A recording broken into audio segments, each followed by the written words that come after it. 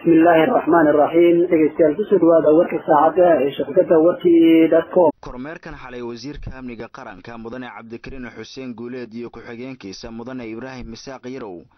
ayna ku heliyeen agaasimaha hay'adda nabad-sugidda qaranka gudoomiyaha gobolka Banaadir ahna duqa magaalada Muqdisho taliyaha ciidanka booliska Soomaaliyeed iyo saraakiisha amniga qaranka ayaa waxa uu jeedkiisu ahaa u korgalida xaaladaha amni ee degmooyinka gobolka Banaadir kormeerkan si rasmi ah u bilowday 8:15 daqiiqo oo fiidnimo ayaa waxay mas'uuliyiinta ka bilaabeen isgoyska Ex Control Balcad ee degmada Hiirwaa ee gobolka Banaadir halkaas oo ay kula kulmeen ciidamo isgoyskaasi joogay oo roondo ka wada iyo saraakiishooda iyadoo intaasi kadibna ku wareegay isgoysyada degmooyinka gobolka Banaadir iyadoo isgoys walbana saraakiisha amniga ay ku sugan ka xog wareysanayeen sida howlaha amniga sugidooda ay u socdaan waxaana degmooyinka mas'uuliyiintan ay xalay kormeerka ku tageen kamid ah degmooyinka Hiirwaa Daynile Hodan iyo Holwadaag dhammaan isgoysadii xalay ay gaareen sidoo kale mas'uuliyiintan waxay kula kulmayeen ciidamada ammaanka sugayo iyagoo roondooyin ka sameynayay xaafadaha degmooyinkaasi waxaana si caadi ah u socday howlaha amni sugidda oo ciidamadu amniga ay ku xaqiijinayeen mana jirin wax caqabad oo aan la kulanay intii xalay howlaha kormeerku ay socdeen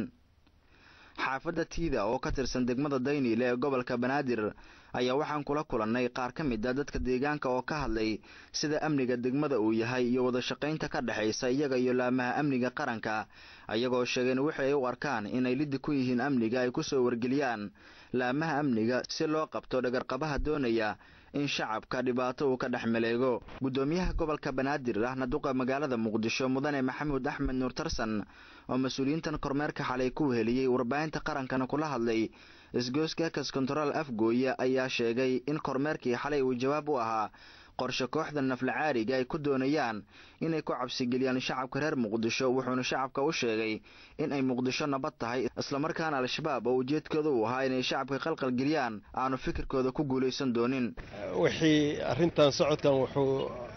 jawaab u yahay wixii ka dhacay xalay iyo habeen hore magaalada ay dadka rabaan inay cabsi ku nooleysiyaan cabsi ma jirto marka meel kastay joogaan baa loogu tagahayaa shacabka waxaan leenahay isdajiya waxaan la turtuurahayo maaha noloshii cabsida ahayd kuma noqonayno rajada ummaddu aad bay u fiican tahay kuwa rajo xumada ku nool oo doonahaya maaragtay in ay internetyadii gooyey waxaan leenahay shirkadaha iyo shacabka mathal ceelbuur ku nool dadka dibadda idiin jira waxay idiin soo diri jireen lacag waxay idinkugu soo diri jireen internetyada iyo maaragtay xawaaladaha habka internetka iyadoo la isticmaalayo haddii la gooyo internetyada macnaheedu waxaa dhuuntiinay goynahayaan inaad fiirsatiin maaha inaad noloshiinay la dagaalamaan inaad iska celisiin wee meel kastay gacanta ku hayaan buulaxaawo iyo meel kastay gacanta ku hayaan internet ka gooyaan inaad shacabku kaco oo iska celiyo waa iska celi kartiin iska celiya haddii kale gumbaad noqonaysiin waa laydin gumaysanahayaa marka waxaan leenahay magaalada Muqdishona kuma sii noolaanahayaan kumana sii jiri doonaan hadduu Ilaahay yiraahdo taliyaha ciidanka booliska Soomaaliyeed sareeyo guud Cabdixakiin Daahir Saciid Saacid oo warbaahinta qaranka kula hadlay xaafadda Tiida oo ka tirsan degmada Daynile ayaa u mahad celiyay dadka deegaanka sida ay uga qayb qaateen sugidda amniga degmada wuxuuna u ballan qaaday in dawladda Soomaaliyeed ay muhiimad gaar ah siin doonto waxaan halkan joogno la yiraahdaa Tiida waa meel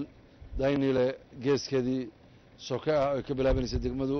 qaybaheedii kamida runtii waxa aad isu taxallujiyay dadka deegaanka degan inay laftigoodu ay iska xil saaraan arrinta amniga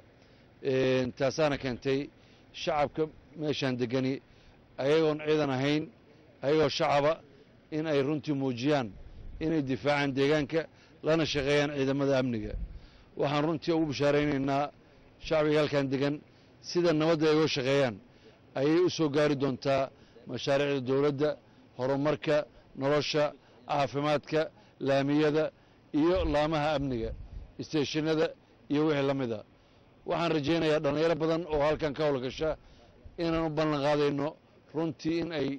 ka mid noqon doonaan dhowaan ciidamada amniga wasiirka amniga qaranka mudane Cabdikariin Xuseen Guuleed ayaa waxa lagu farxo ku tilmaamay sida dadka deegaanka ay u garab taagan yihiin laamaha amniga qaranka qof walba muwaadin ahna mas'uuliyad gaar ah ay ka saaran tahay sugidda amniga dalka. runtii ninkan odaga deegaanka ka mid ah aan ugu nimid asagoo nabadda ka qayb qaadanaya dadka deegaanka wax ka abaabulaya ciidamada amniga gacan siinaya waa arrin aad iyo aad loogu farxo dhammaan dadweynaha iyo dadka Soomaaliyeedna waxyaabahan ka codsanayna waxaa ka mid ah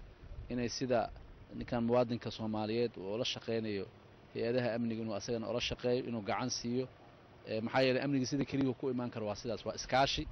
waa isgarabgal waa iscaawin qof kasta oo bini aadana sida cuntada iyo neefta iyo biyaha ugu baahan yahay ayuu amni ugu baahan yahay amniguna waa bayska nolosha marka qof kasta oo muwaadin Soomaaliyeed waxaan ka codsanaynaa in hay'adaha amniga uu gacan ku siiyo sidii nabadgelyada loo sugi lahaa sidii maaragtay guul loo wada gaari lahaa guusha nabadgelyada laga gaaraa waa guul dadka oo idil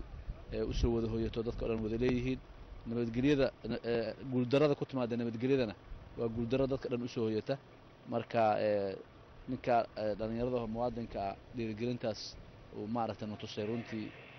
aad iyo aad ugu faraxsanahay dadka oo dhan oo soo jeedinay kormeerkan xalay mas'uuliyiintan iyo saraakiisha laamaha amniga qaranka ay ku tageen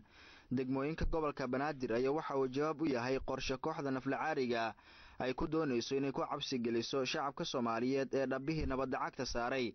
iyo sidoo kale dardargelinta howlaha amniga caasimadda oo xukuumaddu ay sheegtay inay dejinayso qorshe guud oo lagu ciribtirayo kooxdan tirada yar.